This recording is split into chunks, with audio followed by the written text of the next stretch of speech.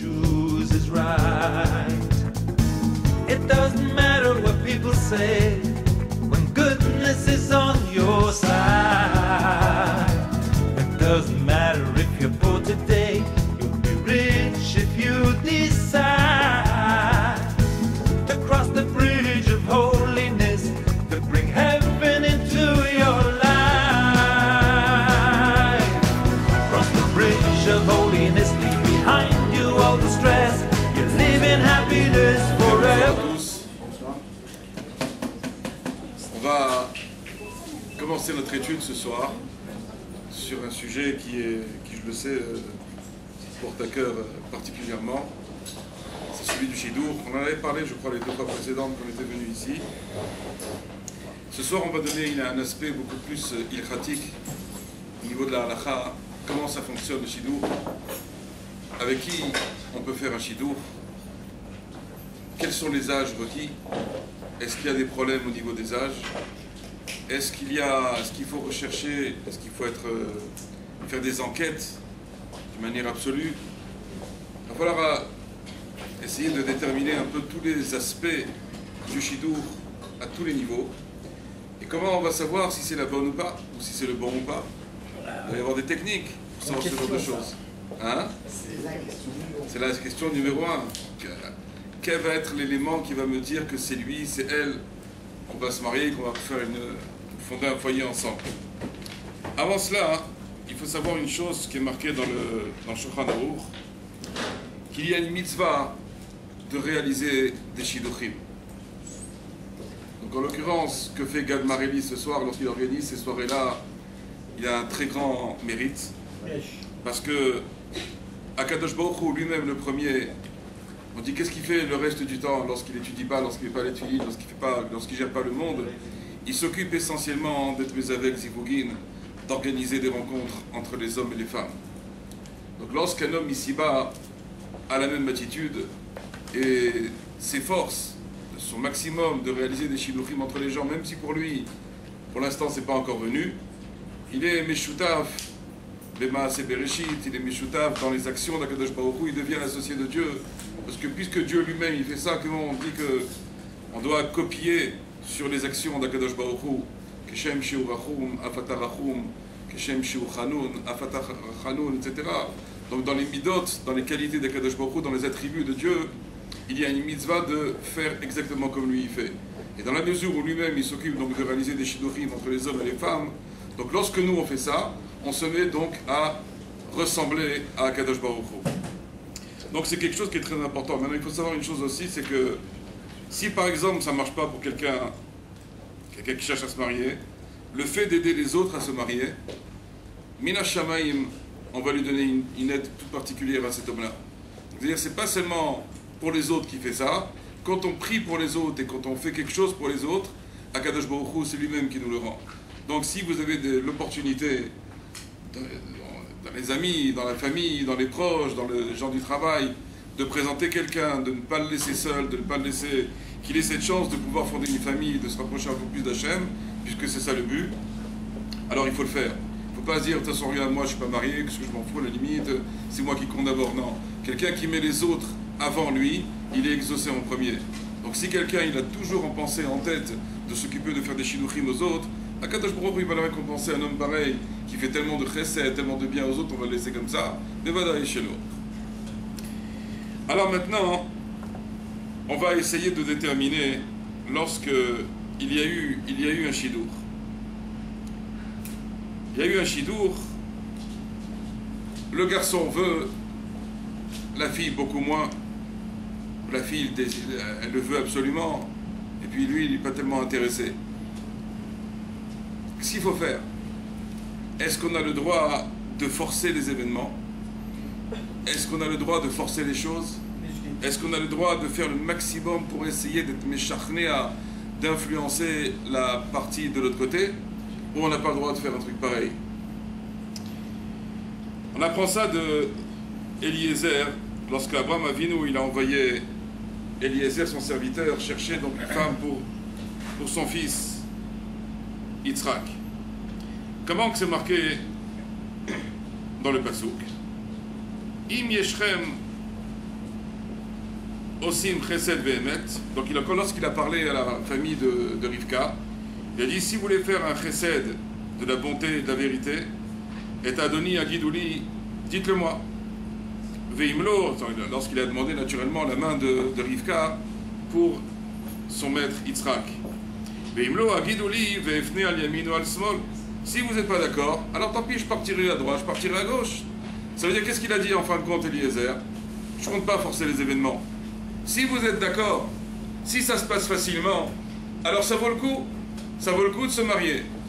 Mais si déjà, à la base même du Shidour, ça devient compliqué, il y a des histoires, il y a des embrouilles, il y a les familles qui se mêlent, les familles, les parents qui ne sont pas d'accord, les amis qui se mêlent, etc. Et on voit que ça commence à créer une situation très difficile. Bevadaï chez Tsarich Livroach, c'est sûr qu'il faut fuir un tel Shidour. Tous les Shidourim qui ont commencé mal se sont toujours mal terminés. Donc ça veut dire Chacham Enav Berosho. Il faut être Chacham, il faut savoir que quand tu vois qu'il y a des embûches, il y a des fois où il faut être entêté dans la vie. Il y a des fois au contraire, la Akshanout, l'entêtement, c'est une très grande mida dans la Vadat Hashem. Mais la Akshanout, lorsque maintenant on doit se mettre par rapport à un nouveau partenaire, et qu'on doit essayer de fonder une famille, et que nous on veut absolument, mais qu'elle ne veut pas, ou qu'elle elle veut absolument et que lui il ne veut pas, ça peut se finir très mal ce genre d'histoire. Moi j'ai les exemples après le mariage. Bon. Là je vais chez les célibataires, c'est facile. Ce qu'on appelle le service. Mais moi j'ai les exemples après. Lorsque la fille elle a voulu d'une manière absolue se marier avec lui, et lui il ne voulait pas. Il n'était pas tellement intéressé, il n'était pas très chaud même. Il n'était pas chaud du tout. Mais elle lui a tourné la tête, non, tu vas voir, on sera bien, on va se marier, on aura une famille, etc. Ils se sont mariés, ils ont eu des enfants. Et lui, il en a marre. Il se retrouve, il a 35 ans, ça c'est un cas. Comme il y en a des comme ça. Il a 35 ans, il n'aime pas sa femme. Il a 3 enfants, il ne peut pas divorcer. Il ne veut pas leur faire de mal. Il ne peut pas supporter, il n'aime pas. Il ne peut pas la toucher. Il ne peut pas l'approcher, il n'aime pas. Alors lorsqu'on est lochetz, on fait du lachat sur un shidour pour que justement ce shidour il va être mitkayem, il va se réaliser, c'est pas toujours bien. Le lachat, regardez la preuve, c'est d'Eliezer ici, on le voit d'ici. Agidouli ve'efne al yamin al smol, si vous voulez pas, alors dites-le moi, j'irai à droite, j'irai à gauche. C'est-à-dire nos chemins se séparent ici, c'est pas grave, on va pas se fâcher. Mais dites-le moi, mais qu'on le sache. Il y en a qui disent que des fois quand c'est trop halak, c'est pas bien aussi. C'est sûr qu'il doit y avoir des difficultés, c'est pas beau. De toute façon, les difficultés, même si on les cherchait, de toute façon, elles vont être là. Que ce soit au niveau de l'argent, que ce soit au niveau des familles, il y aura toujours quelque chose qui ne ira pas. Ça, c'est pas haut. Un mariage ne va jamais halak. Mais de l'autre côté, lorsqu'on sait qu'il y a des... Ça tourne pas rond, ça colle pas. Tout, déjà, entre les deux, déjà, ça colle pas. Qu'il y en a un qui veut, l'autre qui veut pas, il ne faut jamais forcer les choses. Filma. Pourquoi est-ce qu'on va forcer? Ça ne servira à rien, de toute façon. Déjà, quand on force pas, ça. Déjà, sans force, là, sans forcer, déjà, c'est compliqué. Alors, quand on force, les vadaïs, ça peut être très problématique, en tout cas. Ça veut dire qu'un homme, en fin de compte, qu'est-ce qu'il doit laisser faire? Il doit laisser faire la hashgacha pratit, la providence divine.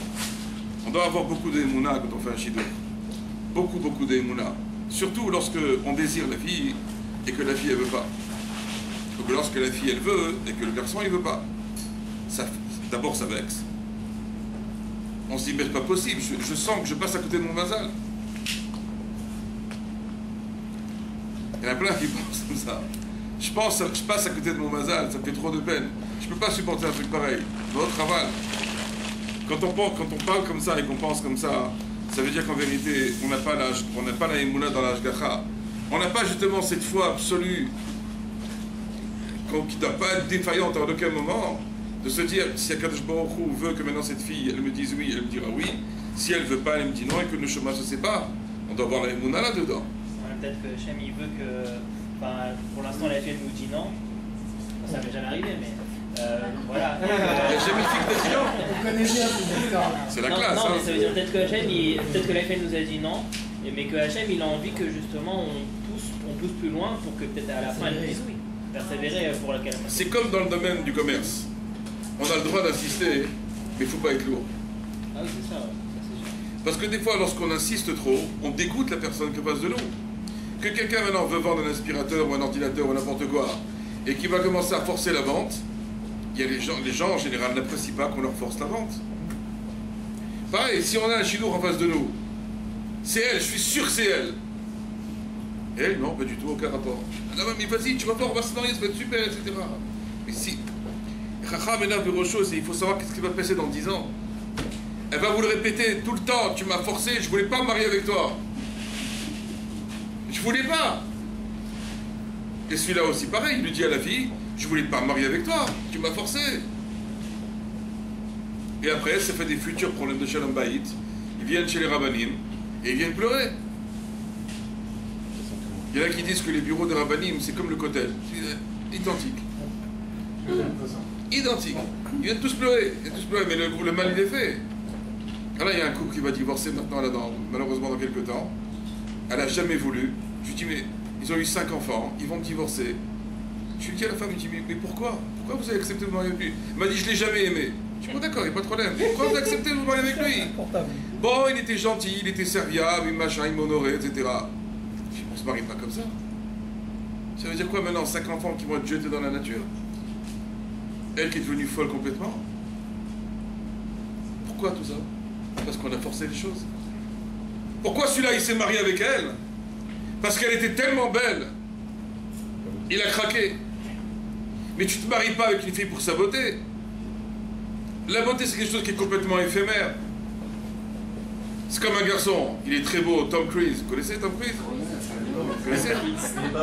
Des beaux gosses. Au début, quand ils ont 20 ans, 30 ans, ils ont des pectoraux comme ça.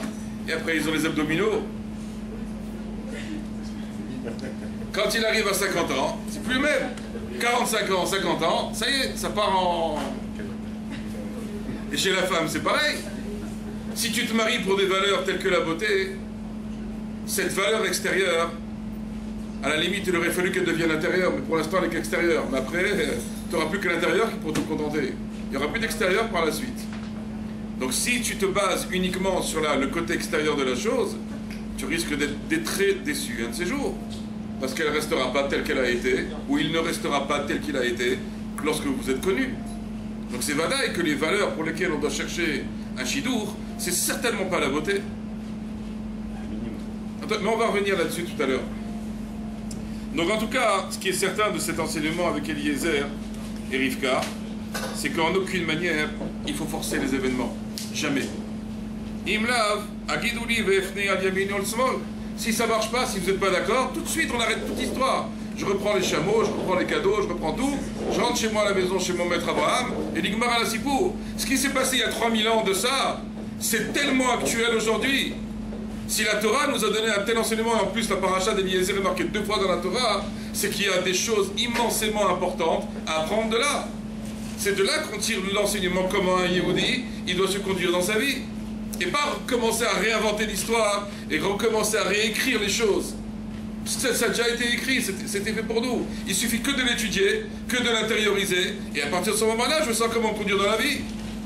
Profitons des Avot, Abraham, Yitzhak, Yaakov, profitons de Moshe Rabbeinu, de Sefer Tzadik, on a tellement de choses et de chances d'apprendre d'eux. Il ne faut pas rater ces choses-là. Ça a été éprouvé, ça a été étudié, ça a été assimilé, ça a été les gens ont adapté tout ça. Et on le voit, ça marche comme ça. Il ne faut pas être l'ochetz pour essayer d'avoir celle que j'ai vue. Parce qu'en général, lorsque je l'ai vue une fois et je suis tombé amoureux d'elle, je ne suis pas tombé amoureux d'elle, c'est du sheker. De quoi je suis tombé amoureux? De son corps, pas de son cœur. Il faut dire la vérité. Moi, je ne suis pas là pour faire dans la dentelle. Pour ceux qui me connaissent un petit peu, ça ne sert à rien de faire un lot de rose, etc. C'est pas ce genre de shiurim qui ne servent à rien du tout. Il faut dire le émet. Quand quelqu'un il a vu une fille qui était habillée dans son mariage, elle était sur son top niveau, il a dit je la veux. Pourquoi tu la veux? Dis le émet, pourquoi tu la veux? Parce que c'est une tzadika, parce qu'elle a des bonnes midotes, parce que c'est cuisiné, parce qu'elle va savoir s'occuper des enfants. D'où tu le sais, tu sais rien du tout. Tu n'as vu qu'une vision extérieure de la chose. Après, on va approfondir. Si on est prêt à approfondir. Mais quand on s'est laissé... On voit la beauté en premier, et après on essaye de voir si le reste il va avec. Mais quand on s'est laissé d'abord porter par ses yeux, c'est les yeux d'abord qui ont Normalement, quelqu'un qui va s'associer avec une personne pour 100 ans, on se renseigne sur l'associé d'abord. Ah, il est milliardaire, je m'en fous. D'abord, comment on va monter une affaire ensemble, on va monter une affaire d'électronique, on va monter un business, import-export. Tu as un associé qu'on veut te présenter, ok, qui c'est l'associé? Comment il est? Comment il va réagir lorsqu'il y aura un problème? Lorsqu'il y aura un fournisseur ou un client qui n'aura pas payé? Comment il va réagir lorsqu'il y aura un problème entre nous au niveau financier? J'ai besoin de connaître, d'avoir des renseignements sur l'associé en question pour savoir que je ne me plante pas dans mes affaires. Si on s'associe, ça veut dire qu'on est 50-50. 50-50, ça veut dire qu'à un certain moment de la vie, il va y avoir des clashs. Comme dans tout le moment de la vie, il y a des clashs. Comment il va réagir, ce garçon? Ah, je suis maintenant associé. On a maintenant une société entre nous, on a plein de capitaux, d'investissements, etc. Ce qu'on va faire, on va divorcer. Mais divorcer dans ces cas-là, c'est une catastrophe. Une catastrophe humaine, une catastrophe financière, avec des intérêts, il y a des employés, des choses, on ne s'amuse pas avec ça. On va se tromper, on ne peut pas se tromper. Donc si maintenant j'ai vu la fille, elle m'a intéressé parce qu'elle est bien, parce qu'elle est belle, parce qu'elle correspond à mes critères de beauté, mais... Et sa famille, comment elle est? Et elle, comment elle est? Il ne faut pas rester que sur ça. Mais, non mais d'accord, mais pour l'instant, on a été... Comment que c'est marqué dans le Shema Israël? Ne vous laissez pas porter d'après vos yeux et d'après vos cœurs. Asheratem zonim acharehem, par lesquels vous allez vous prostituer. Vous prostituer. Parce que tu as vu, tu as désiré, tu es plus maître de ton sechel. Tu es plus maître, tu as vu, c'est fini. C'est ton cœur qui parle, c'est pas toi qui parle. Or, il ne faut pas parler avec son cœur. Il faut penser avec sa tête d'abord. Et quand j'ai vu la fille sous son angle le plus positif qui soit, je ne peux plus réfléchir avec ma tête, c'est fini. Mais ses parents, ça colle pas très bien, il y a des histoires. Donc je m'en fous, elle est super. Mais elle, tu sais, elle est très, très coléreuse. Non, non, tu verras avec moi, ça ira. Pitom, elle a plus de défauts. Pitom, c'est une syndicat. Pitom, on va se marier, ça va être merveilleux. Calme-toi. Calme-toi, reviens sur terre. Ne réfléchis pas avec tes yeux.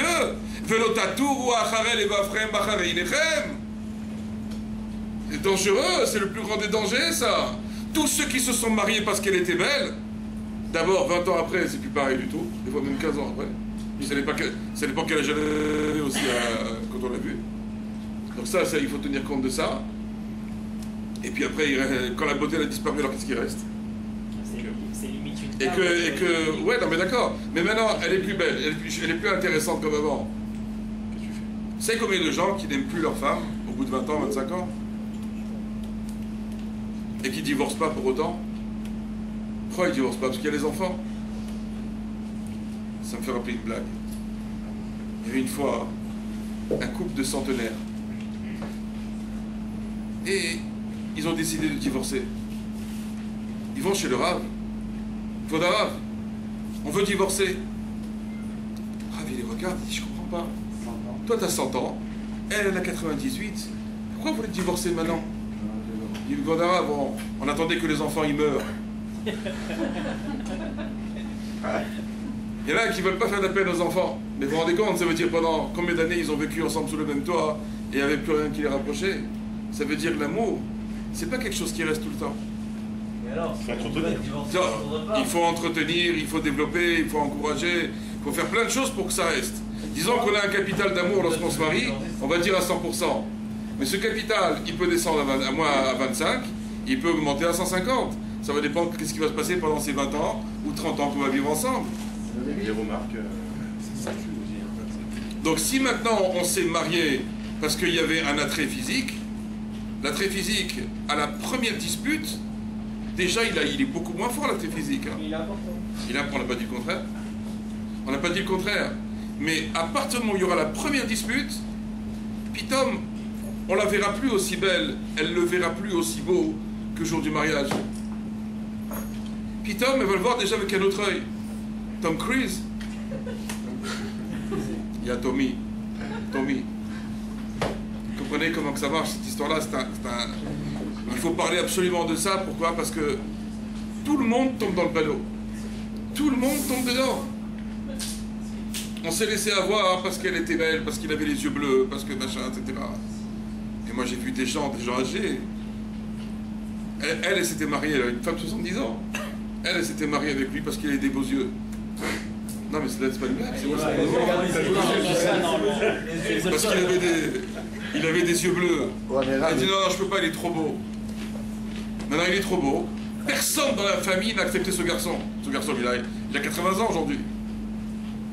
Je les connais de très près. Il a 80 ans aujourd'hui. Personne n'a voulu de lui dans la famille. Ça a été 80 ans d'insultes. 80 ans d'insultes. Pourquoi on force pas les choses? On se marie pas pour des beaux yeux. T'as de beaux yeux. Non mais là, faut pas dire les gens qui disent ouais, on s'en fout de la beauté et tout, mais... Non, on n'a pas dit ça. Je suis pas encore arrivé à ça. Je suis pas arrivé encore à ça. Il n'y a pas dit ça, Laurent. Et je fais qui disent ouais, c'est bidon, c'est faux, c'est... Je suis pas arrivé encore à ça. Pour l'instant, il faut dire maintenant quelles sont la vraie échelle de valeur. Comme tout à l'heure, je donnais l'exemple de l'associé. De la même manière, quelqu'un qui s'associe dans le business, il va faire très attention avec qui il s'associe. Alors, il va rentrer dans Google, il va taper le nom de la personne, il va voir s'il n'a pas un type Pili, est-ce qu'il n'a pas été déjà en prison, est-ce qu'il n'y a pas comment ça s'appelle, des procès qui sont en cours, qui sont déjà passés sur lui, est-ce qu'il n'a pas été déjà attrapé pour des faux usages de faux. Il faut connaître le type, la qualité de la personne, c'est important. On ne se marie pas comme ça, enfin on ne s'associe pas comme ça. Alors s'imaginez pour le mariage, combien la chose elle est encore 1000 fois plus importante que pour une association d'affaires. Le mariage c'est pour la vie. Il va y avoir des enfants qui vont naître. Il va y avoir des mariages de ces enfants. Il va y avoir toute une dynastie qui va se réaliser à partir de là. On va s'amuser. Tout ça pourquoi? Parce que je l'ai trouvé belle, parce qu'il avait des beaux yeux. Il faut être sérieux. On se marie pas pour ça. Que maintenant, ça en fasse partie, il n'y a pas de souci.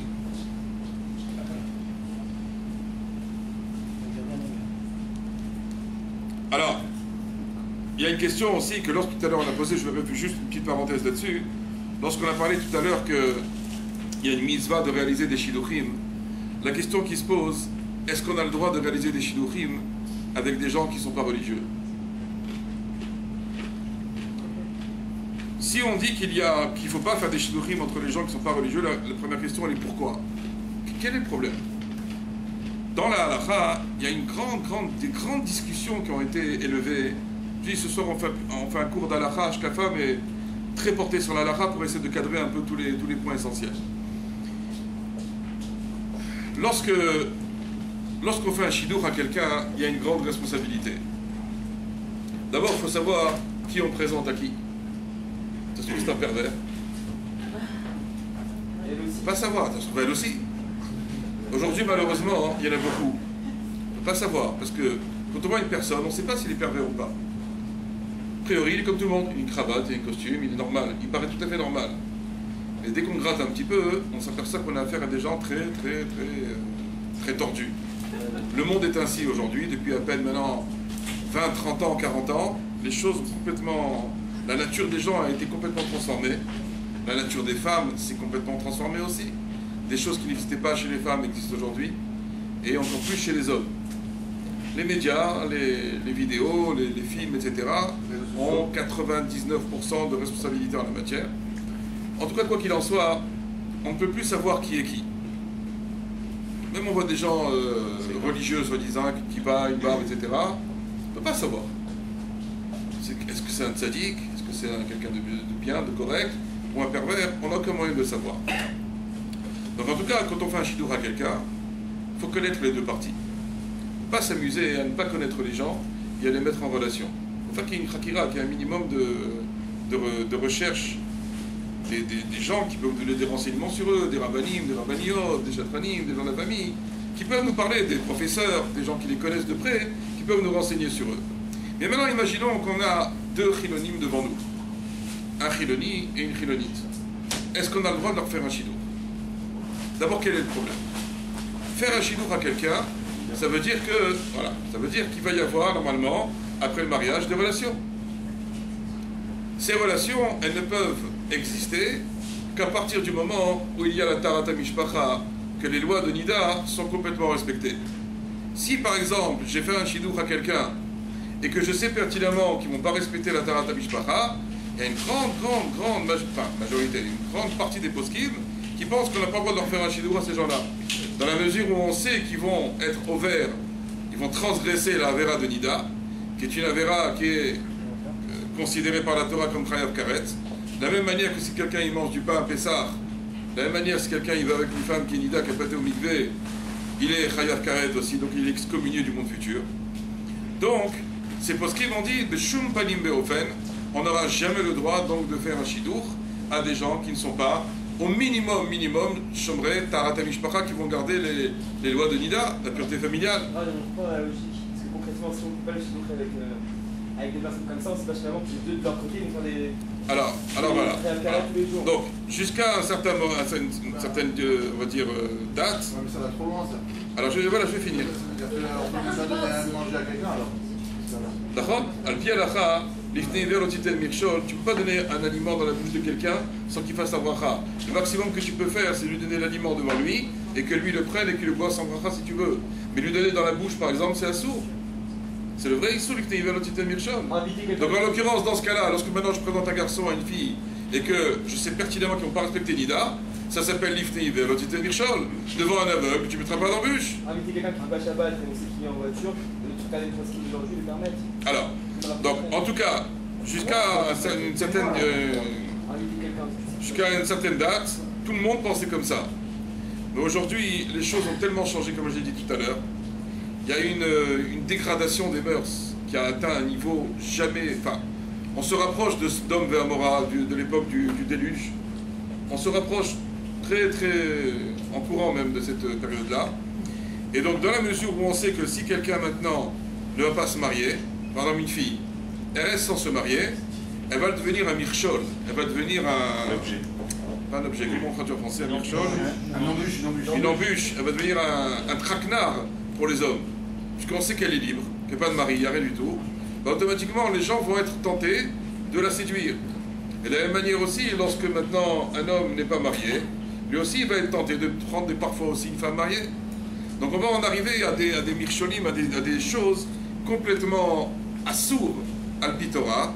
Et c'est la raison pour laquelle il y a une grande partie des poskim qui pensent de notre côté qu'on a le droit donc de faire des shidduchim à des gens qui ne sont pas du tout religieux pour éviter justement qu'il y a ce qu'on appelle le problème des chétiches, d'aller avec une femme mariée, ou que les jeunes filles soient pas mariées, soient justement Et il y a les goïms, monsieur, il y a les goïms, il y a les femmes mariées, il y a beaucoup de choses, beaucoup de tentations aujourd'hui. Comme les hommes et les femmes aussi voient beaucoup de films, et automatiquement le cerveau il est imprégné de choses extrêmement dégoûtantes, extrêmement sales, et que l'esprit humain a pour désir de reproduire ce qu'il a vu. Donc automatiquement, immédiatement après avoir vu un film dégoûtant, on a envie de reproduire ce qu'on a vu. Ça me rappelle quand j'étais gamin, on allait au Rex. On sortait du déj et on allait au Rex, le cinéma là-bas. Et il y avait les films de Bruce Lee. Et je me rappelle, on était gamin, on allait voir les films, on sortait, on n'avait qu'une envie, c'était de prendre les dents de chaque coup, de frapper de tous les côtés. Pourquoi? Parce qu'on est transporté par le film. Donc ça c'était des films encore que de karaté et de machin. C'était encore gentil, on va dire. Aujourd'hui c'est plus gentil du tout. Aujourd'hui ça rigole plus du tout. C'est une autre histoire aujourd'hui. Quelqu'un il voit un film, il a envie de reproduire ce qu'il a vu dans le film. Une femme, elle voit des films, elle a envie de reproduire elle aussi. Des choses qui étaient inconcevables chez les femmes à l'époque. La femme, elle a changé complètement sa nature. Complètement, c'est fini. Des choses qu'on n'aurait même pas pu imaginer. Et que c'est elle qui initie les choses aujourd'hui. On m'a dit même dans les shidduchim, j'ai parlé avec des jeunes filles, elles m'ont dit aujourd'hui, les garçons n'initient plus rien, ils ont peur. Si la fille ne fait pas le premier pas, le garçon ne bouge pas. Ils ont honte. Il y a une transformation de la nature humaine, on l'observe devant nous, on le voit devant nous ça. Les garçons n'osent plus aborder une fille. Et d'un autre côté, ils font les... Oui. En même temps c'est bien, ça veut dire que la femme elle a passé son tchikoun de Chava. J'entends pas très bien, il y a un moteur derrière moi. Ça veut dire que la femme elle a passé son tchikoun de Chava. C'est-à-dire lequel tchikoun? La femme elle est derrière l'homme et tout ça. Non, je dis pas. Je dis qu'elle a passé son tchikoun. Elle n'a pas fait son tikkun, et le mari non plus, parce qu'il y a un renversement des rôles aujourd'hui. La femme c'est un homme, La femme elle est devenue un homme. et l'homme c'est la femme. La femme aujourd'hui, elle te divorce. Elle te divorce, comme ça elle dit. Hein. Je vais le divorcer celui-là. Heureusement, c'est le mec qui l'a. Il n'y a pas de problème. Mais en tout cas, ces mots-là n'existaient pas. Je vais le divorcer. C'est le mari qui divorce la femme, pas le mari, c'est pas la femme qui divorce le mari. C'est quoi? Des choses qu'on entend, mais oh. C'est elle qui demande le divorce. C'est elle qui ramène la parnassa. C'est elle qui mène la barque. Elles font ce qu'elles veulent. Non, en tant que... Bon, après, chacun comment il dirige sa barque à la maison. Mais donc on le voit. Et donc on peut dire c'est bien, on s'en fout, mais non, pas de problème. Mais on voit qu'il y a une transformation de la nature devant nous. Cette transformation, elle existe. On est là, on est spectateur de la chose. D'accord? Donc, ce qu'il en sort, c'est qu'au niveau ilfatique, on aura donc le droit de réaliser donc des shidduchim entre des gens qui ne sont pas religieux, justement pour éviter tous ces problèmes actuels et dont on n'a pas la solution aujourd'hui. C'est ça ce que je veux dire surtout. Il peut y avoir un signe qui sont ultra-skiing aussi. Comment? C'est-à-dire? En se mariant, ils vont bien appeler des gens, ils vont plus les athlètes qui ultra-skiing vont se marier, on va avoir la... Amen, amen, amen. Mais quand quelqu'un il est habitué à voir des films, il a du mal à se séparer. Quelqu'un qui veut se marier, on le marie. Ouais, non, mais quelqu'un qui veut se marier, il veut se marier parce que bon, ok, mais il va se marier, mais quelqu'un qui est habitué à voir des films, il va pas s'arrêter comme ça. Et la femme aussi, la femme aussi, elle est habituée à voir des films. Donc même quand la femme, elle voit des films tordus, tous les films sont tordus. Même un film où il n'y a pas d'image et pas de scène. Par exemple, le sujet c'est quoi? Que celle-là, elle a trompé son mari, elle est allée avec un autre, machin, etc. Et l'autre, la femme mariée, elle regarde ces films-là. Elle est en train de s'habituer, de légitimiser quelque part dans sa tête le fait que oui, elle s'est énervée avec son mari, elle a été trompée, c'est normal, elle s'est énervée avec lui. Maintenant, elle, dans sa vie de tous les jours, qu'est-ce qui va se passer? Alors, d'une manière complètement inconsciente, c'est rentrer dans les neurones. Demain, elle a une histoire avec son mari, elle va se transporter par rapport à ce qu'elle a vu dans le film ou dans la série télévisée, et elle se dit, et puis il y aura un beau gosse au travail qui va venir lui tourner autour, et puis voilà, et puis ça va se faire d'une manière tout à fait naturelle, sans forcer les choses. Raphaël, vous le dites, moi je vois, il y a des gens qui viennent faire la part des choses, premièrement, et lorsqu'on étudie la Gemara, on tombe aussi des fois sur des cas qui sont extrêmes, et on dit, c'est la Gemara. par exemple, d'accord, c'est la Gemara, mais Masechet Kiddushin par exemple, et à certains films où quand on regarde, j'ai appris des choses dedans que jamais j'aurais appris dans les films, des cas de viol ou des cas de trucs, où on se dit d'accord. Ouais, mais tu les apprends dans la Kedusha. Il y a une très grande différence. Apprendre un cas de viol dans la Kedusha et voir un viol à la télé, ça n'a aucun rapport. Parce que quand tu l'apprends dans la Kedusha, il y a une ashgacha, il y a la présence d'Akadosh Baruch Hu avec toi. Tu es en train d'étudier sa Torah. Et Akadosh Baruch Hu, il te laisse étudier sa Torah, même des choses qui sont très, très dures à lire. Moi, le premier, je me rappelle que quand j'ai fait mes études de Dayanou là-dessus, c'était comme ça. Des fois, je n'arrivais pas, je n'arrivais même pas à finir la phrase. Il fallait que je recommence pour arriver à finir. Mais c'est pas pareil comme voir la chose et l'étudier. Ça n'a aucun rapport. Vous comprenez? Donc ça veut dire, cette histoire-là, en tout cas de Shidduchim, on n'a pas le choix. Regardez comment la halakha, elle a dû quelque part se transformer pour s'adapter à la nouvelle nature des gens. Jusqu'à il y a 40-50 ans, une femme, jamais elle aurait... Mais moi je me rappelle, j'étais enfant, quand une Goya venait s'asseoir au café, elle était traitée de tous les noms. Quel âge j'avais? J'avais 10 ans, il y a peut-être une quarantaine d'années de ça. Je me rappelle de ça, ma mère me disait, t'as vu cette femme-là, elle est partie au café, quelle honte alors? Il y a 40 ans de ça maintenant, c'est pas... Il y a pas j'étais gosse, quoi, je veux dire... C'est fini, tout a changé maintenant. Et il va voir si vous dites un mot. Hein. Vous n'êtes pas intérêt du tout à dire un mot. Je le dis, je m'en fous, j'ai aucun problème. Moi. Mais Shidduchim entre Chilonim. Ah, on a le droit alors? Ouais, donc c'est ça la mascana de la. Parlez fort, j'ai le moteur derrière moi, j'entends pas très bien. Vous dites qu'il y a des poskim qui interdisent de faire des shidduchim entre les Chilonim. Mais non. Qui interdisait. Qui interdisait, mais non, ces Chilonim-là, on les marie. Oui. Ils se marient à la Choupa. Donc c'est exactement la même chose au final. Non. Est-ce qu'on les marie donc on Non, parce que organiser la rencontre et les marier, c'est deux stades complètement différents. Mais c'est la même toute ça. Ouais, c'est vrai que c'est la même conséquence, mais malgré tout, l'acte en fin de compte de les réunir ensemble, parce qu'en plus, ils peuvent trébucher avant le mariage, et c'est en général ce qui se passe. En général, ils ne vont pas se regarder dans le blanc des yeux. Ça va, a priori, ils vont pas venir. Donc, hein? Les gens religieux aussi? Non, je ne sais pas, mais quand ça traîne trop... Oui, oui, quand ça traîne trop, bien sûr. Donc, organiser une rencontre, quand on sait pertinemment qu'ils vont trébucher ensemble, ça a fait couler beaucoup d'encre, hein, cette histoire-là. C'est pas facile. Hein. Quelqu'un qui va trébucher. Dans tous les cas, c'est quelqu'un qui va trébucher. Oui, mais moi, est-ce que je dois être l'organisateur de la chose? C'est ça la question. Est-ce que j'ai le droit d'organiser une chose dans laquelle je sais qu'ils vont trébucher à l'intérieur? Qu'ils vont le faire d'eux-mêmes, vas-y, il n'y a pas de problème. Mais que moi, maintenant, je viens, j'organise la chose, c'est une autre histoire. Maintenant, il y en a qu'on veut lui dire, c'est uniquement dans le cadre où c'est la parnassa de l'homme ou de la femme de faire des shidduchim. Alors ce serait autorisé. Mais c'est une nuance qui même a été repoussée. Au niveau de la halakha, on dit qu'aujourd'hui, on peut les faire dans tous les cas, parce que c'est tellement dramatique ce qui se passe aujourd'hui, c'est qu'on en arrive... on ne sait plus quoi faire. Quoi. On est, comme on dit en hébreu, on est chasseronim, on manque de moyens, on ne sait plus comment agir. On ne sait plus comment agir. Alors, il y a une autre chose aussi qu'il faut vérifier, c'est de ne pas trop vérifier. Il ne faut pas trop enquêter, il ne faut pas trop vérifier.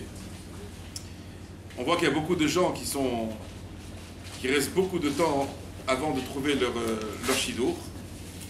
Et les gens s'étonnent, comment c'est possible, voilà, il a 35 ans, 30 ans, 35 ans, 40 ans, le zman il passe, il ne trouve pas le shidour. Ah, pourtant, Kadosh Baruch Hu nous avec Zibugim. C'est Dieu qui réalise les shidduchim, c'est Dieu qui fait en sorte que l'homme rencontre sa femme, et vice-versa. Alors pourquoi ça reste comme ça? Alors je vais vous lire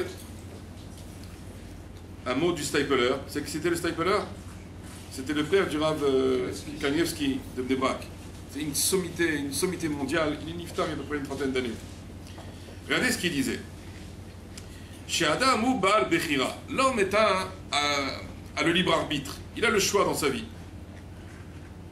J'ai le droit de dire oui, j'ai le droit de dire non, j'ai le droit dans telle direction ou pas.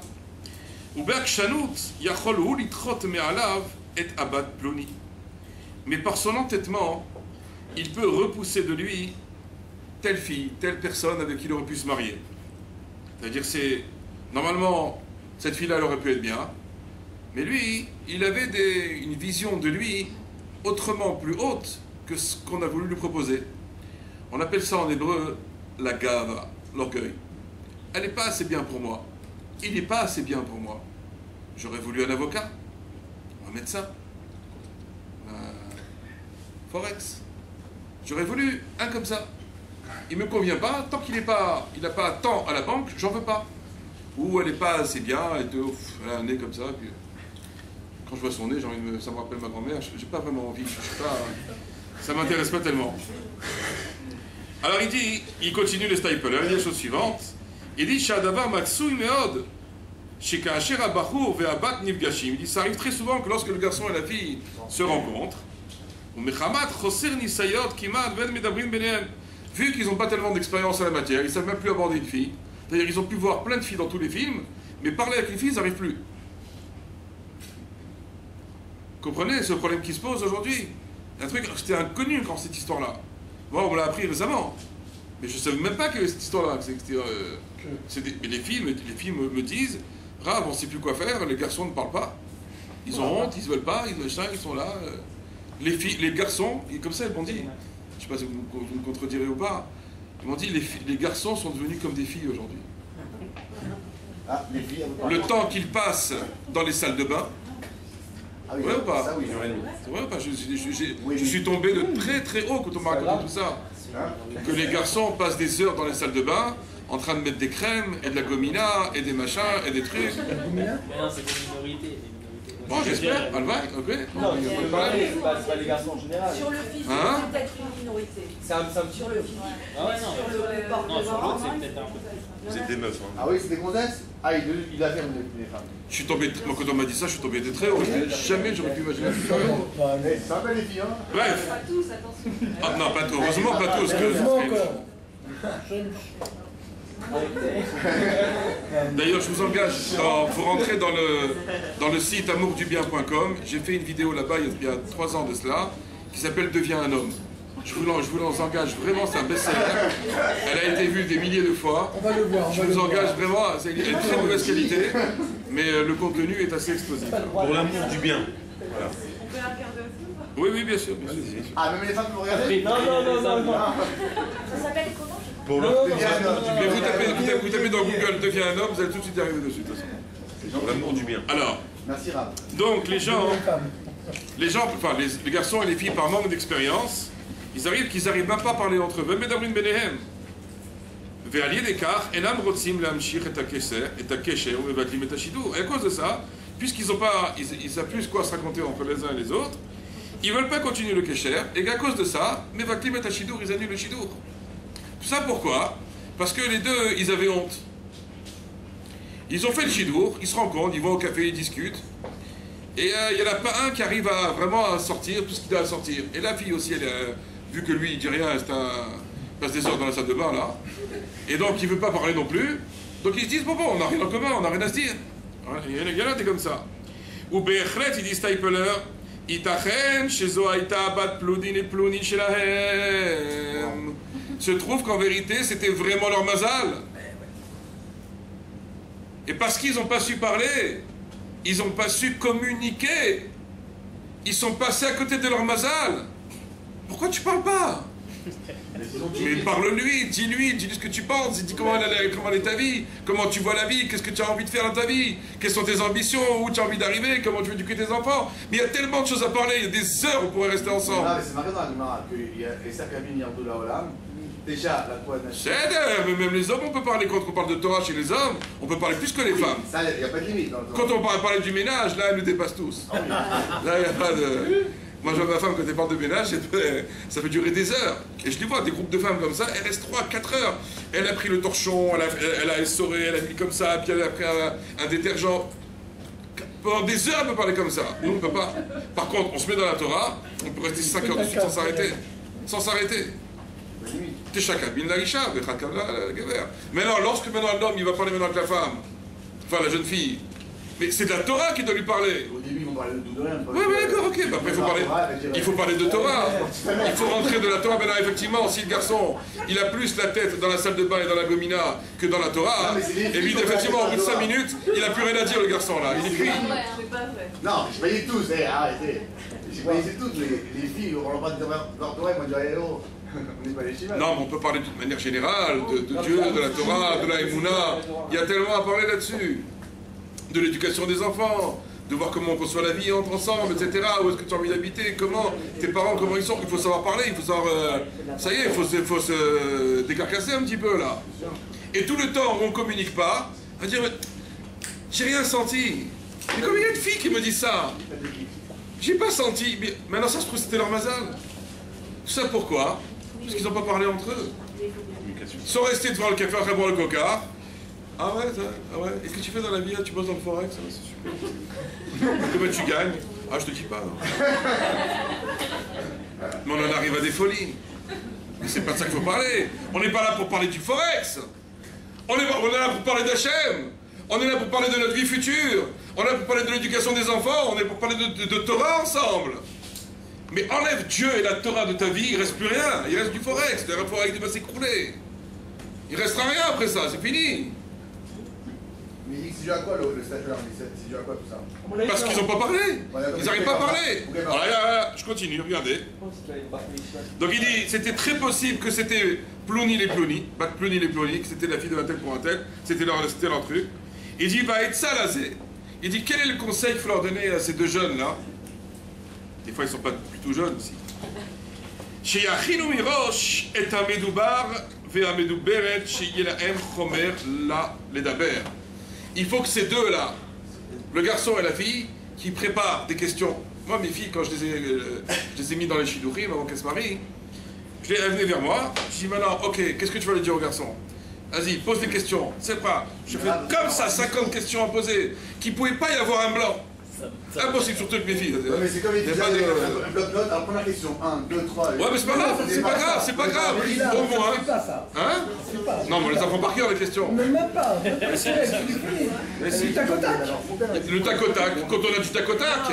Mais comme les gens, maintenant, ils sont devenus des timides, Keilou.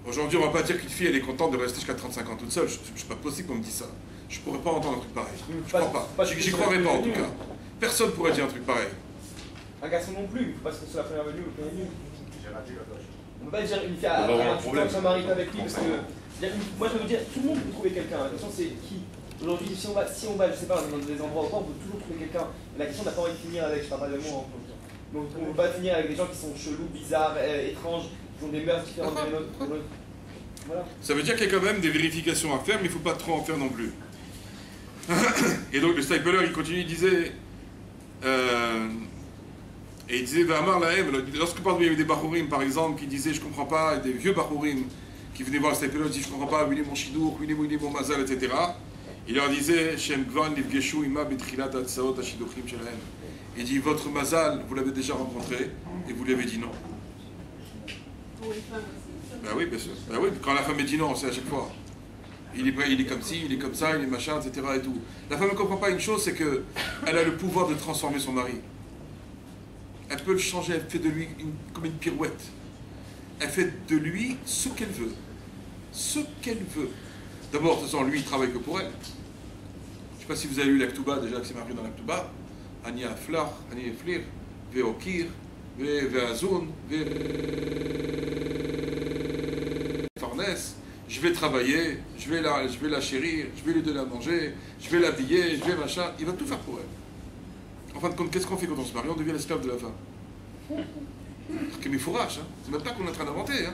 Prenez dans le Siman, dans l'Ebenezer, dans le Shulchan Aruch, dans le Siman Aïn, là-bas au niveau de l'Aktuba, vous allez dire, c'est pas possible, quand on se marie, on devient l'esclave de sa femme.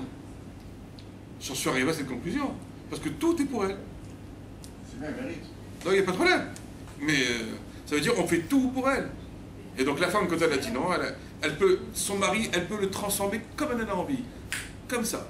Bishnia, par cette filote, par ses encouragements, par ses mots, par son comportement avec lui, par son amour, elle peut le transformer complètement. Un ignare, un amaharet total, elle peut en faire un super grand amitracham. Elle fait ce qu'elle veut. Ce qu'elle veut. On se marie là avec quelqu'un que ça va pas en se disant je vais le changer. Et s'il change pas? Non, s'il y a des choses graves à nos yeux, c'est un autre problème. Je parle qu'il n'y a rien de grave. Seulement, il y a eu un manque de communication et qu'on se dit, bon, c'était plat. C'était plat, mais parce que lui, la honte, elle était aussi ta honte. Tous les deux, vous avez honte. C'est normal qu'on a honte, c'est normal, qu'on est gêné, il y a une gêne. Il y a toujours une gêne entre les hommes et les femmes. T'as pas remarqué ça? Il y a toujours une gêne. Même chez les goïms, il y a une gêne. C'est normal alors. Ben ouais, c'est normal. Les stapleurs, ils parlent pas beaucoup, donc c'est normal, c'est ce que vous dites. Oui, non, mais c'est parce qu'on sait qu'il y a une gêne entre les hommes et les femmes que le stapler, il dit, tu dois parler à la femme et la femme, elle doit parler au garçon. Et il faut donc préparer de quoi dire, puisqu'on sait qu'il y a une gêne. La gêne, elle disparaît quand on se marie. Enfin, pas totalement. Elle disparaît, on va dire, de 80%. Elle disparaît après le mariage. Mais il y a encore 20% de gêne avec sa femme. Ah, pourquoi ils font aussi rapidement leurs premiers chinois? Pourquoi? Pour garder la Kedusha. Parce que si jamais, par exemple, on reste maintenant en chidour avec une fille et que ça traîne 6 mois, 1 an, 2 ans, à la fin, l'homme, il ne peut plus être kadosh, c'est impossible. Il y a une différence entre 2 mois et un an. On peut faire un juste milieu. Ouais, mais 1 an, personne ne peut assurer qu'il va rester kadosh. Ok, mais il y a 6 mois, mais des fois ils se marient au bout de 2 mois. Ils sont vus 2 fois. Le fils de mon Shishiva, 3 fois. Ma première fille, elle s'est mariée, ils se sont dit oui le premier soir. Non, j'avais dit, moi, mais j'avais jamais fait, moi. Le premier soir? Ouais, le premier soir, ils se sont fait le chidour. Ils ont fait le chidour, au bout de 3 heures, ok papa, ok maman, on se marie. Ils se marient demain. Alors, non, mais parce qu'avant la rencontre, il y a aussi une grande recherche. Ben, bien sûr, on a vu les parents avant, on a discuté, on a machin, etc. Donc on savait que lorsqu'on allait présenter le garçon à la fille, ça y est, c'était. Ma fille, elle est arrivée, ah ouais, ça y est, machin, c'était fini. Ah ben voilà, ben, oui, mais c'est la résultante d'une éducation. C'est la résultante, c'est la recherche quand même. La recherche auparavant, etc.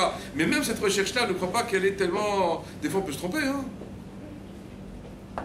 Mais c'est sûr que lorsqu'un chidour, il dure trop longtemps, c'est pas bon. Il n'y a plus de Kedusha. Parce que qu'est-ce qu'on va dire? On va dire au garçon, reste un kadosh, reste un sadique, et machin. Ça va pas ou quoi? Ni sadique, ni kadosh, ni rien. C'est un homme. C'est un homme. Et elle aussi, comme maintenant la femme, elle a changé complètement aussi. Donc elle aussi, c'est fini, elle ne peut plus tenir. Et donc automatiquement, ils vont, si jamais à un moment, il y a eu un moment de yichoud, Non, un moment de yichoud, des moments où ils se sont isolés pour une raison X ou Y. Les parents sont sortis de la maison et lui il était invité Shabbat à la maison, ce qu'il fallait pas, entre guillemets. Mais quand même il est venu vendredi soir par exemple. Les parents habitent, enfin ils sont au premier étage en haut, eux ils sont restés les seuls en bas, et puis bon il était tard, et puis le Coca-Cola il était frais, et puis... Alors vous comprenez bien que quelques douchas, ou Kadosh, ou Dieu, ou rien, c'est fini, il n'y a plus rien du tout. Il n'y a plus rien. Dieu a disparu. Alors le problème, quand Dieu a disparu, ça se paye très cher après le mariage, cette histoire-là. Badoukou Menoussé, celui qui a fait l'idiot pendant la période du Shidour, ça se paye très cher. Ou ça se paye dans l'intimité du couple, et je vous en parle comme quelque chose de Badoukou Menoussé qui a été vérifié auprès de milliers de gens, plein de rabbinim ont fait des enquêtes. Donc, il y a eu automatiquement, dans l'intimité du couple, ça se retrouve des problèmes, mon Dieu, vous ne pouvez même pas imaginer. Ça se retrouve dans le Zerach El Kayama, qu'ils n'arrivent pas à avoir d'enfants. Ça se retrouve dans les enfants qui grandissent et ils sont tordus complètement. Ça se retrouve dans les enfants qui sont malades, leur allénou, à tous les points de vue. Hachem, il ne pardonne pas un truc pareil. Surtout pour des gens qui ont la Emouna et qui sont Shomrei Torah. Des gens qui sont Shomrei Shabbat, etc. Qui savent de quoi on parle. Je ne parle pas pour des chilonim, etc. C'est une autre histoire pour eux. Ça marche complètement d'une manière complètement différente. Mais pour des gens qui ont un minimum de Emouna, d'attachement à Hachem, de Shmirat Shabbat, etc., et qui s'amusent à faire les idiots dans la période de Shidduchim, ça se paye très cher. Donc c'est la raison pour laquelle on ne doit pas attendre. Lorsqu'on s'est dit oui à l'un et à l'autre, et que maintenant, ça y est, Baruch Hashem, etc., on a avancé, il ne faut pas attendre, il n'y a rien à attendre. Si on attend, il n'y a que des avérotes qui peuvent en sortir. Et même s'il n'y a pas une avéra au niveau concret, ce sont des avérotes qui sont dans la tête. Or, toute la finalité d'un juif sur terre, c'est d'arriver à sanctifier son esprit. D'où l'importance de la tsniout chez la femme, d'où l'importance qu'un garçon ne regarde pas des films tordus, etc., que la fille aussi, naturellement. Donc, pourquoi? Parce que notre neshama, elle est située dans notre sechel. Le sechel, il est dans le cerveau. Donc, qu'est-ce qui est attaqué en premier lorsqu'on voit des choses qui ne sont pas cachères? C'est le cerveau. Alors, je sais que les filles ne sont pas tellement au courant de ce que je raconte, mais malheureusement, la gdoucha d'un juif, c'est quelque chose qui est immensément précieux. C'est le lien que nous avons avec Dieu, c'est notre gdoucha qu'on a dans la tête. C'est la raison pour laquelle il ne faut pas trop regarder des filles. Et quand les filles sont mal habillées, encore plus, etc., etc. On doit faire... C'est ça la gdoucha du Ham Israël. Regardez dans le monde. Le monde, il est divisé en deux aujourd'hui. Vous avez 6-7 milliards de personnes. Vous avez la moitié, 3 à 4 milliards de personnes qui sont tous des Orvedé Avodazara, sont tous des idolâtres, et l'autre est des assassins, et l'autre partie, dans la partie occidentale, où ce sont des gens qui sont attirés que par deux choses, que par les femmes et que par l'argent. C'est tout. Donc qui est-ce qui s'occupe maintenant de trouver la Gdoucha? C'est nous, le peuple d'Israël. Combien on est? On est quelques millions. On n'est rien, on est une goutte d'eau dans l'océan. Si nous, on ne fait pas un effort là-dessus, vous croyez que c'est chez Daesh qu'ils vont le faire? Vous croyez que c'est en Iran? Vous croyez que c'est les Français? Les Américains? Ils sont tous dans la Touma. Sur qui Akadosh Baruch Hu il compte pour qu'on développe cette notion de Gdoucha? Mais il compte sur nous les petits juifs. À Jérusalem, là, quand tu regardes ça. C'est sur nous qu'il compte. Si nous on ne fait pas cet effort-là, alors c'est badaï. Donc lorsque maintenant un couple il est en chidour et qu'ils se sont dit oui par exemple, mais il ne faut pas attendre. Tout de suite il faut fixer la date du mariage.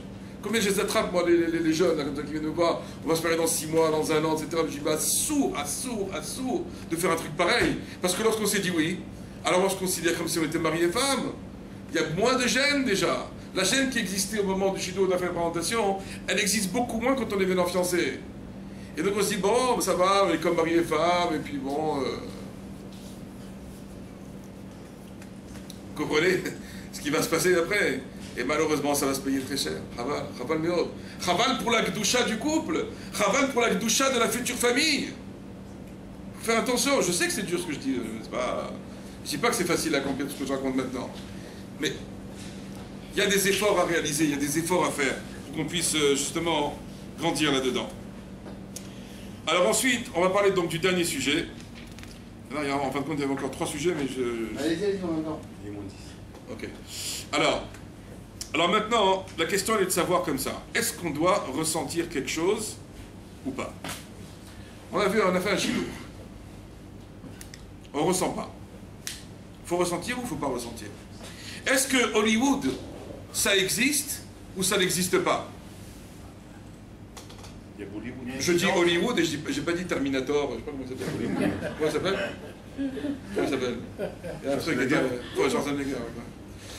Est-ce que Hollywood existe ou ça n'existe pas déjà? C'est ma question. Hollywood et Terminator. Non, pas Terminator. Non, pourquoi je dis Hollywood? Qu'est-ce qu'il y avait à Hollywood? Ils se marièrent et ils eurent beaucoup d'enfants. C'était gentil encore à l'époque. Mais Hollywood, aujourd'hui, ça marche plus. D'après ce que je sais, ça marche plus ces films-là. Aujourd'hui, il faut de la... Il faut de la haine, il faut du truc, il faut tout, quoi.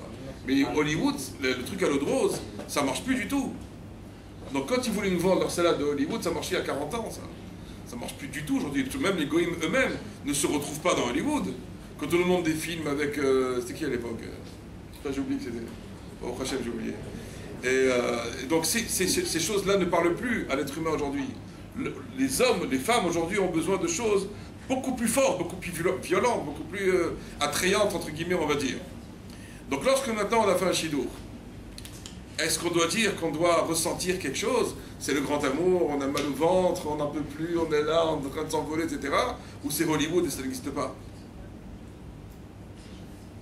Je vous écoute.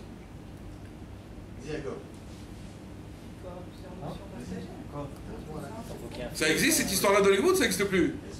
Ça existe, bien sûr que ça existe. Ça existe en partie, après il y a des niveaux et on peut y arriver, mais au fur et à mesure. Non, mais c'est un peu pollué par tout ce que... Est-ce que ça veut dire que, je dois dire que lorsque maintenant on arrive, on se rencontre dans une famille ou dans un café, il y a une chidour qui a été officiellement réalisée, que quand je le vois ou je la vois, c'est elle, c'est sûr. Ça revient à ce que vous avez. Le coup de foudre en haut, le coup de foudre. Le coup de foudre, voilà, le coup de foudre. Est-ce qu'on doit attendre un truc pareil? Est-ce qu'il doit y avoir une attirance comme ça vers la personne? Ou on doit dire non, c'est pas comme ça que ça marche? C'est pas comme ça que ça marche. Une fois sur... Ça arrive une fois sur 1 million. C'est pas obligé. Ça arrive, ça peut arriver, hein, on n'a pas dit le contraire. Hein. Mais comme on voit beaucoup de films d'Hollywood, alors on a envie d'être matique, de copier un petit peu ce qu'on a vu dans le film. Mais ce qu'on a vu dans le film, c'est un film, c'est pas la réalité. Ces acteurs-là, qui se marient, qui ont beaucoup d'enfants, eux-mêmes ils ont divorcé 10 fois et 20 fois. Alors pourquoi ils n'ont pas réussi dans le film Ils ont réussi dans le film, mais dans leur vie ils n'ont jamais réussi un truc pareil. Quand il y avait une qui s'était mariée 11 fois, comment elle s'appelait? Elizabeth Taylor. Elizabeth Taylor, elle s'était mariée 11 fois. Elle-même dans les films, elle était soi-disant à l'eau de rose, etc. Voilà, 11 fois elle a divorcé. Voilà. Le film s'arrête au premier mariage. Alors? Mais pourquoi elle est tombée du chameau? Vous savez pourquoi? C'est le coup de foudre. On dit que... Parce qu'elle a vu la galoute qui allait venir. Ouais, mais elle n'est pas tombée folle amoureuse, c'est pas ça. Ça, c'est la vision Cécile et 2000. C'est pas la vision des Midrashim et de la Gemara. C'est pas du tout ça. Voilà, mais c'est ça qu'il faut comprendre. Quand elle est tombée du chameau, c'est parce qu'elle a vu qu'elle est la galoute, qu'elle est arrivée, le Chorban Betamigdash, etc., etc. C'est pas pour ça qu'elle est tombée. Elle est tombée parce qu'elle était tombée folle amoureuse de Yitzhak, même si c'était quelqu'un de très beau. C'est pas du tout ça. C'était la Kedusha qu'il y avait entre les Havot. C'est pas du tout ce que nous on peut comprendre entre un homme et une femme. Ça n'a aucun rapport. Abraham Avinu, il avait jamais vu Sarah. C'est quand elle est passée près du fleuve, elle a remonté un peu sa jupe, et que son visage s'est reflété dans l'eau, et qu'il a vu sa femme. Il avait 100 ans. Ça veut dire qu'il n'avait jamais vu Sarah auparavant. On ne peut pas comparer du tout avec nous et les machins, ça ne va pas de quoi on parle. Aujourd'hui, nous aussi, combien on doit l'avoir, et combien machin, et combien de trucs, et... On est des... Moi, les époques avant, ils se mariaient aux filles promises aussi. Vous connaissez même pas le...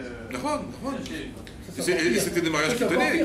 C'était des mariages qui tenaient. Aujourd'hui, on se voit, je ne sais pas combien de fois, on discute. Et des fois, malheureusement, il y a des gens qui ont une vie maritale avant le mariage. Et ça ne tient pas comme mariage. Il y a aussi un lien qu'on n'a pas le droit de se marier sans avoir vu la personne. Barreau. Alors c'est Chelek qui met un lien. On est d'accord. Alors c'est ça la question que je pose.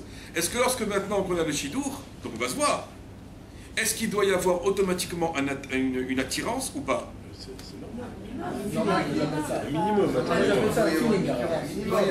minimum. Tu sens qu'il y a quelque chose qui se déclenche. Autrement, c'est... ça colle pas. Ouais, mais si on revient à ce qu'il a dit Stapler tout à l'heure, Stapler il a dit que dans la mesure où il y a des gens maintenant ils sont timides, ils ne savent pas quoi parler, et donc là où il y aurait pu avoir un déclic, ce déclic il ne vient pas. Et donc ça veut dire quoi? Qu'il faut se revoir une deuxième fois? Troisième fois peut-être? On ne peut pas juger dès le premier coup.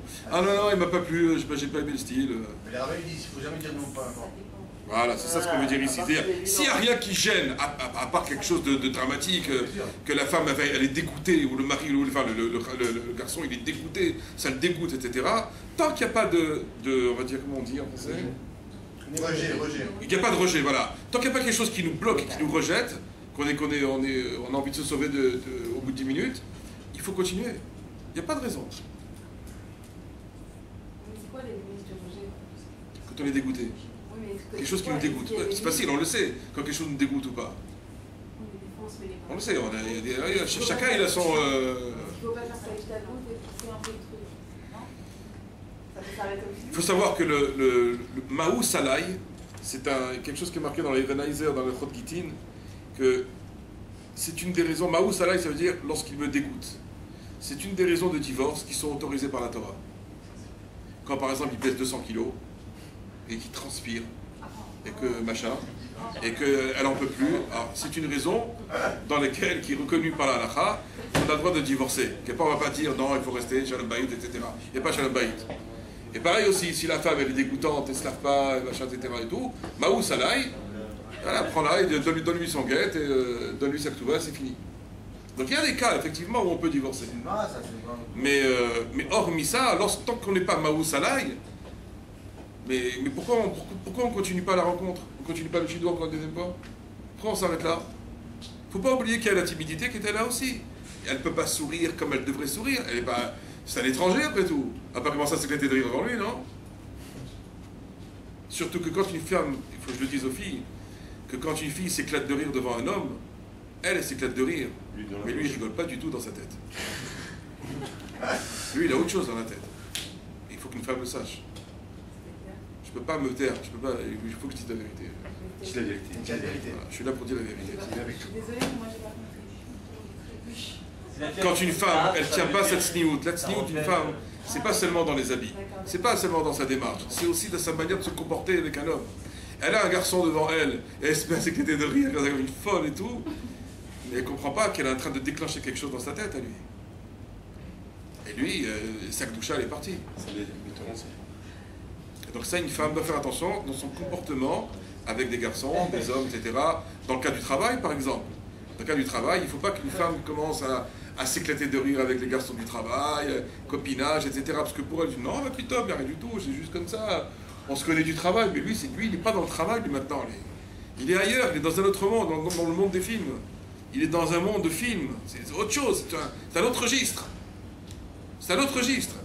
Donc la tsniout de la femme, elle est très très importante dans ce niveau-là. Comment elle se comporte avec les autres hommes.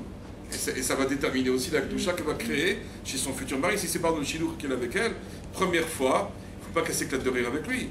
Il faut que d'abord, elle parle de choses, ou ils parlent les deux et qu'ils parlent de choses sensées, de choses dans lesquelles les sentiments n'interviennent pas encore. Parce que lorsque les sentiments vont intervenir, on ne pourra plus après parler des choses sérieuses. On fera des impasses. Alors que des fois, il n'y a pas lieu de faire une impasse. Donc les choses sérieuses feront parler la première fois. Donc il faut préparer la liste de questions des choses sérieuses. Maintenant, comment on va savoir si on doit se revoir ou pas? On doit ressentir qu'on a un plaisir à la revoir ou à le revoir. C'est ça le clair. Quand on a un plaisir, on a envie et qu'on se dit ah super, demain on va se revoir, etc., c'est super, etc. et tout, c'est bon. On ne demande pas plus que ça. Ni Hollywood, ni l'eau de rose, ni rien du tout. Aïka, t'as vu la fille, t'as vu le garçon, on s'est bien entendu, on a discuté des points essentiels de la vie, on est d'accord là-dessus, plus ou moins d'accord, et j'ai envie de la revoir, j'ai envie de le revoir, ça y est, allez, Kadima, Mazal Tov, on avance. C'est ça le secret de la chose. Il ne doit pas y avoir une attirance physique, waouh, quel... Oh, j'avais jamais vu ça. C'est du shaker tout ça. C'est du shaker tout ça. Où il est beau, il a des yeux bleus dans le forex, il a une machin, une bagnole de folie. Tout ça, c'est du shaker gamo. On doit s'attacher d'abord à l'esprit, à l'anshama. Et de toute façon, de ce qu'on a établi comme relation au moment du shidour, entre le garçon et la fille, si on a réussi à établir un contact de neshama à neshama, et pas de gouffre à gouffre, alors on peut être certain qu'on va aller très loin dans le mariage. Mais si, à la base, ça a été une relation de gouffre à gouffre, Ça veut dire comment il est, comment elle est, comment elle est ronde, comment il est droit, comment il est carré, comment il est machin. Cette même relation-là, elle va perdurer après le mariage si bonhomme ils se sont mariés. Il faut privilégier tout le temps, la relation de Neshama à Neshama. Quand je parle avec ma femme, je ne parle pas avec son corps, je parle avec son âme. Quand je suis attiré par elle, je dois d'abord être attiré par sa Neshama. Et sa Neshama, comment je la découvre? Par sa parole. Plus je parle avec elle, plus je communique avec elle, et plus je découvre la Neshama de ma femme, et que ma femme découvre la Neshama de son mari. C'est comme ça que ça marche. Et c'est comme ça qu'on développe l'attirance, et que l'attirance ne doit pas être basée uniquement sur l'attirance physique. C'est la plus grande dégageur, la plus grande des erreurs que l'homme puisse faire, c'est là-dessus. Et c'est la raison pour laquelle le Shidour, il faut venir avec sa liste de questions, et qu'il n'y ait pas de blanc. Et que si, on a parlé, machin, etc., et que non, vraiment, franchement, d'abord, il n'y a aucun rapport entre nous, en plus, j'ai pas envie de le revoir, il ne m'intéresse pas du tout, etc., bon, bah, ok. Voilà. Ouais. Comme on l'a dit tout à l'heure, il ne faut jamais forcer le Shidour. Jamais. Ah ben lui, il veut, il me saoule, il m'appelle tous les jours, etc. Si tu veux pas, tu veux pas. Tu sens pas, ça te dégoûte, par exemple. Il est gros, il est... Mes cœurs. Mahou Salaï, il n'y a pas de problème, on comprend très bien. Et ça, malheureusement, ça peut arriver après, pendant le mariage, que Mahou Salaï, elle est devenue une grosse, dégoûtante, et lui, il est devenu un pachyderme. Enfin, dire les deux ensemble, ça pourrait aller, mais la toute fois, c'est un sur les deux. C'est pas les deux en même temps. Alors, dans ce cas-là, Mahou Salaï, elle m'a la saute, comme on dit. Ce sont des choses qui arrivent.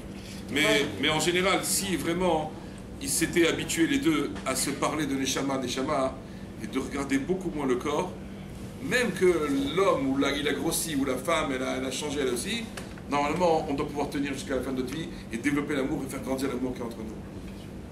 Oui. Qui a une question? Moi j'ai une question. Oui. Est-ce qu'on peut se parler de Neshama au téléphone et essayer de développer quelque chose? C'est obligé de boucle à boucle. Est-ce qu'il y a des choses qu'en face à face on a du mal à dire, mais au téléphone c'est beaucoup plus simple? Tu peux l'écrire. Au texto et... Écris. C'est un peu une relation. Shidour par texto. Alors, texto... WhatsApp. Il y a un texto qui est très connu aujourd'hui, c'est WhatsApp. Le WhatsApp, il est à mes yeux extrêmement dangereux. Je l'utilise, hein, je ne dis pas que je ne l'utilise pas. Et j'utilise même des fois des filles qui m'écrivent et que moi je leur écris, j'ai des trucs de professionnels ou de questions. Je vois à quel point il y a un immense danger dans ce truc de WhatsApp. Ouais, enfin, Facebook ne parle même pas de ça, je ne parle même pas de ça. Mais je parle de WhatsApp. La tentation de dire des choses par écrit et avec une telle facilité et que ça peut dévier d'une manière tellement facile, c'est un danger que j'avais jamais pu imaginer auparavant. Ouais, non, mais au téléphone, des fois, peut-être on a honte. Mais on se laisse. Malheureusement, une fois, il y a une femme qui est venue voir ma femme est conseillère conjugale, et elle lui a une femme religieuse qui travaille dans un call center. Pas ici, je ne sais pas ici. Et cette femme-là, elle a un collègue de travail. Il a commencé à rôder autour d'elle. Et puis ils ont commencé à s'envoyer des WhatsApp. Et pas en pleine journée, mais en plein milieu de la nuit. Pas pareil déjà, l'heure. Elle est différente quand c'est à 2h du matin que quand c'est à 11h du matin. Pas pareil du tout. Déjà, elle lui a montré les WhatsApp qu'il y avait entre ce garçon et elle. Enfin, mariée maintenant, je parle. Je ne parle pas d'une femme. Et ma femme, heureusement, lui a ouvert les yeux. Elle lui dit, vous ne comprenez pas qu'entre ces messages-là et le lit, il n'y a qu'un pas? Tellement les WhatsApp étaient enflammés. Tellement on peut se permettre des choses par WhatsApp qu'on n'oserait jamais le dire par téléphone. WhatsApp ou SMS, c'est la même chose. Ouais, mais WhatsApp, c'est plus facile. Je sais pas pourquoi vous C'est plus facile. Je sais pas pourquoi, c'est beaucoup plus facile WhatsApp. Un smiley, c'est des smiles, des machins, des trucs, des un smiley, un petit smiley de côté, tu peux dire ce que tu veux. Ce qu'on veut. Et puis, à la limite, le garçon, il va à la pêche. Il tente sa chance. Et puis pour peu qu'elle ait un problème avec son mari ou machin, etc. et tout, et que c'était le bon moment, ça c'est fini, c'est grillé. C'est terminé. Elle lui a dit, ma femme, elle lui a dit, mais entre ces WhatsApp, elle lui a montré la liste, entre ces WhatsApp et le lit, mais il n'y a qu'un pas. Enfin, la tête tordue aussi. Non, elle n'est pas tordue. C'est pas tordu, ça n'a rien à voir de tordu, ça. Rien à voir avec tordu. S'amuse avec ça. Non, mais tout le monde tombe. Tout le monde tombe aujourd'hui. Mais c'est une hécatombe. C'est pas un ou deux. C'est une hécatombe ce qu'on est en train de voir. Moi, j'ai sauvé un couple comme ça, que la fille est très aussi dans un call center, et le madrid, enfin je sais pas qui c'était son directeur qui lui tournait autour, elle est venue me voir, elle me dit Rav, comment je fais, parce que je suis embêté par rapport à... Maintenant je connais très bien son mari, un Chabad et tout, et elle se rendait pas compte. Je lui dis, tout de suite vous démissionnez. Elle m'a dit, mais j'ai pas un jugement fou, vous démissionnez aujourd'hui même, vous démissionnez. Le type avec une barbe comme ça en train de lui tourner autour. Qu'est-ce que vous croyez? C'est dangereux les call centers. C'est super. Évidemment, c'est dangereux. Le bureau, c'est dangereux. Tous les bureaux, là où il y a des hommes et des femmes, ben, c'est normal. C'est normal. Non, mais depuis tout à l'heure, vous ne parlez que des call centers. Non, mais parce que tous les bureaux. Mais tous les bureaux, c'est comme ça. Tous, partout, c'est pareil. Il y a des choses qui sont très dangereuses. Ouais, la femme, elle ne peut pas se contrôler. Aujourd'hui, beaucoup moins qu'avant. Parce que l'homme, on sait qu'il ne sait pas se contrôler. La question, c'est sur la femme. Aujourd'hui, beaucoup moins qu'avant. Elle se contrôle plus comme avant, c'est fini. Oui, bah. L'homme ou la femme, ça ne peut pas se contrôler. Non, si la femme, elle veut. Mais l'homme, on le sait, là. Elle s'en fout de lui, elle est amoureuse de son mari, tout va bien, etc. Il y a un mec qui le tourne autour. Quand tout va mal. C'est pas quand tout va bien avec lui, il n'y a pas de problème. Mais il suffit que le mari, il n'a pas dit que son pull il était neuf, il avait quand même un beau pull. Il n'a même pas regardé. Et que le collègue de bureau dit, ah, t'as un beau pull aujourd'hui, hein, super. Ah, elle est sensible. Tu veux savoir comment on fait tomber une femme? Non, arrête. Pas sur la vidéo. Non, mais il a jamais arrêté. Pas sur la vidéo. J'ai compris. Tu sais comment on fait tomber une femme? Non, ça va. Comment on fait mal l'homme? Tu la flattes tous les jours. Pendant une semaine, un mois, 2 mois, après elle tombe comme une mouche. C'est vrai. Je vous l'affirme. Je vous l'affirme. C'est pas la manière de le faire. Si c'est ça qui gagne. Flatter une femme sans arrêt, c'est le meilleur moyen de la faire tomber. C'est pas chou. Faites-la rire et flattez-la, ça y est, c'est gagné. Flattez-moi. Un homme ou une femme, quand tu le flattes, quand quelqu'un il s'en flatte, il dit attends, il donne de l'importance. Et comme le mari en question ne remarque pas les nouveaux habits qu'elle a acheté sa femme, et que c'est un autre mari maintenant qui va lui faire remarquer, eh ben au moins lui remarque que j'ai un nouveau pull. Voilà, c'est comme ça que ça marche. Mais lorsqu'il y a une hiérarchie, tu peux pas te permettre de dire ça.